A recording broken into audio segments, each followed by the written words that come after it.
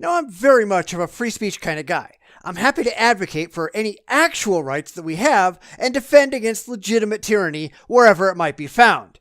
But geez, I see a lot of people who have a really bad understanding of what rights actually are and how freedoms actually operate. And this came up again recently in the wake of Milo Yiannopoulos getting booted off Twitter and various people over on Minds.com whining about how terrible YouTube and Facebook actually are. Now, I might agree that Twitter and Facebook suck. That's why I don't use them. I mean, I've got accounts there, I guess, and my videos and blog posts get automatically posted there. But I can't tell you the last time I actually logged into either of them and posted anything that wasn't automatically generated. Why? Because they suck, and I'm not going to waste my precious free time on social media platforms that are idiotic. And I'll be honest, virtually all of them are. But that's not really what we're here to talk about, is it? I've heard tons of people whining about how terrible it is that Milo got banned or that various and sundry people got their Facebook or YouTube accounts deleted, that it's a travesty and these companies are infringing on their rights to free speech and somebody ought to do something about it. Except they've got no clue what the hell they're talking about.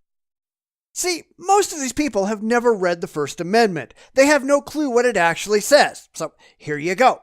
Congress shall make no law respecting an establishment of religion or prohibiting the free exercise thereof or abridging the freedom of speech or of the press or of the right of the people peaceably to assemble and to petition the government for a redress of grievances. Notice it says Congress, the government. It does not say that some company or some person cannot tell you to shut the hell up. Because newsflash for you, they can. You may have the right to speak. That doesn't mean anyone has to provide you a platform to speak from.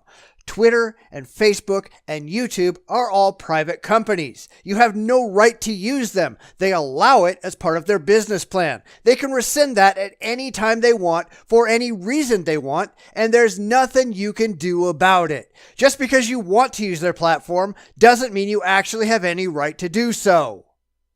But don't tell that to a lot of people I've run into who seem to think that because lots of people use Facebook and other social media sites, that those social media sites somehow stop being privately owned and now have to follow the requirement that we place on the government. Sorry, but that's the stupidest thing I've ever heard. Nobody forces these people to sign up. They do so of their own free will. And there's something else these people don't comprehend, that just because you want an audience doesn't mean anyone has to provide you with one. Now, is it censorship? Sure, and they're allowed to do it. And they do it for a lot of different reasons. Some is ideological, which mostly I disagree with, but I'm not on their board of directors, so I have no say.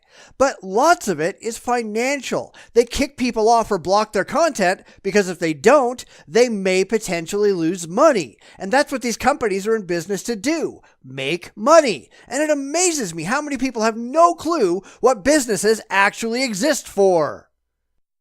But let's get away from social media for a minute and explore the real world. And I know that's a bad word for a lot of people, but it is the world that you live in whether you like it or not.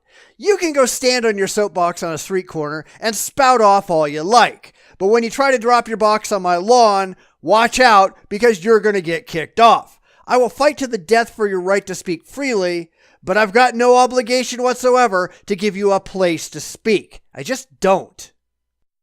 So while you can say your bit on your own property, and you can argue your case on public property, you have no right whatsoever to flap your lips on private property if the owner of said property doesn't want you to. That's just reality. And it doesn't matter if you like reality, it doesn't change anything. And that's the point. It reminds me of people who constantly complain that they get copyright strikes on their videos. It's not fair. Well, too fucking bad. As long as the laws in this country allow it, and they do, nothing is going to change. If you want to change it, be prepared to spend millions of dollars and years of your life wending your way through the courts so that there can actually be a change in the laws at the highest level. Why is nobody willing to do this? Because it's pointless. Because the people on the other side of the table have more money than you do, and money matters whether you like it or not. It's why Disney gets the length of copyright changed every time Steamboat Willie gets close to going public domain, because they've got the money and the power and the influence. Is it right? No. Is it going to happen anyway? Yes, that's the world we live in, and it's not going to change because you got your feelings hurt. Would I love to see it change? Absolutely. Am I holding my breath that it will change anytime soon? Not a chance, and neither should you. And I say this because a lot of people seem to think that their feelings ought to change the world, and they get all depressed when it doesn't.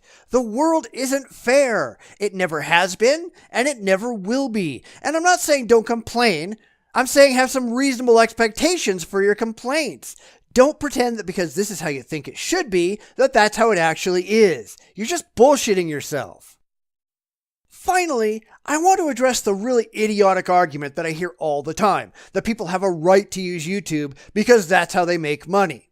Well, first off, you're an idiot. You have no right to use YouTube or any other private online platform, period. But when you sign up for these platforms, they make you agree to their acceptable use policy. I mean, let's be honest. Who bothers to read these things before they click on I agree? I'm sure you didn't, but that doesn't change anything. Because when you agreed to it without reading it or understanding it, you still agreed to follow it whether you like it or not. And even if you didn't specifically agree to the policy, by using the platform, you automatically agree to be bound by it. If you don't like it, don't use it. Nobody's holding a gun to your head. But these people agree, and down the road they discover that they didn't like the AUP, and they figure that they can both violate the policy and still stay on the platform. Try again. It's like people starting any business. When you go into business, you agree to follow the applicable local, state, and federal laws regarding your business.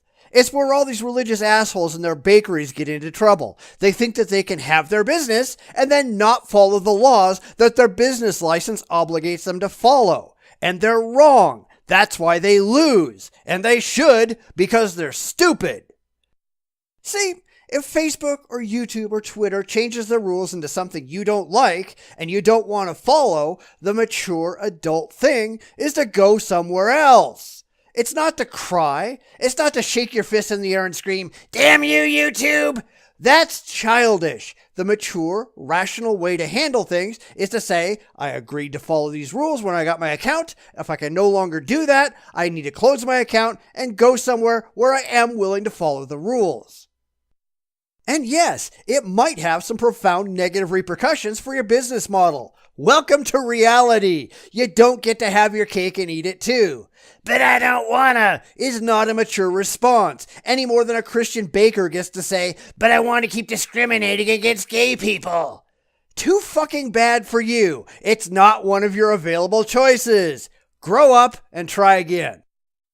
I mean, I'm not trying to be mean here. I'm being realistic, and I think people need to be realistic too. Your right to free speech is not a universal right to speak however and wherever you want with no consequences. If you think it is, try again. So long as these companies aren't throwing you off for illegal or strict scrutiny reasons, you're shit out of luck. They have every right to do it, and you have no right to stop them. You don't have to like it, but you do have to live in the reality that we all inhabit.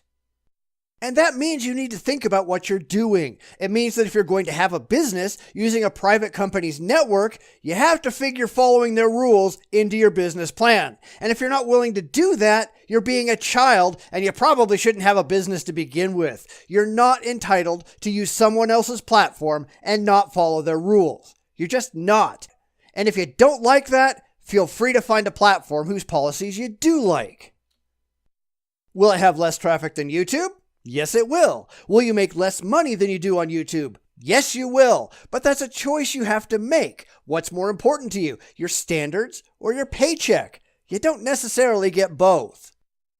So anyhow, feel free to put all your hate and threats in the comments below. I'm not saying that you're wrong for hating what happens. I'm saying that it doesn't matter because you're purposely putting yourself in these situations and then complaining when bad stuff happens. I'm tired of saying it, but life isn't fair. Stop pretending it is. Get a grip, deal with the facts, and Jesus, stop whining. It just makes you look foolish.